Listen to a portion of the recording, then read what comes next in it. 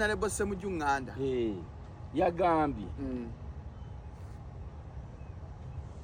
yanenyeza Nuupu okulekawo looya owa Kadongo Kamu omuyimbi Walukagga nenjagala omwana kulate nga mukwano gwange neŋŋamba lwaki ye wa mawulire amwesimbyeko looya lwaki tamulekera bwe biba by'amateeka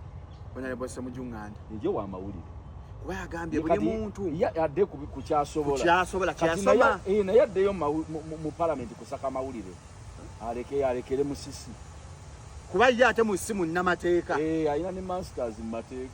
ate ono ye munnamawulire kakati awo yabadde ayogera kiki ekyo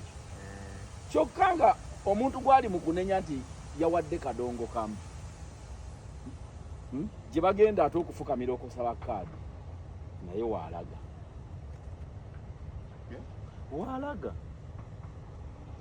Bobi Wine baba amateeka gye bajja okusaba kaadi muyimbi kyokka bano kana akabinja kana akaba season politicians akaba manyi ate gye basaba kaadi kati waki osaba ekyo kyokka basaba ate omudongo ate onenya nga wadde badongo banne kagwega mulimu ekinulo kyewuunyo Ssemujju Nganda nze yankutuye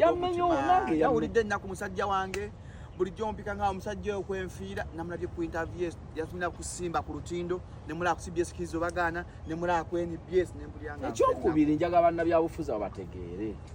bonna abeefuula nti balina akabondo kaabwe akaabamanyi ebyobufuzi bayigira ku mulimu you get experience from ebyobufuzi byonna oyigira ku mulimu bo bagenda balina experience ati kyembuuza Ssemujju yali wa mawulire Sseggona nga aweza bwakabaka bwa Buganda kati nabo singa twalekayo baasooka baani yabatuleyininga kino kibuuzo abantu bayigira ku mirimu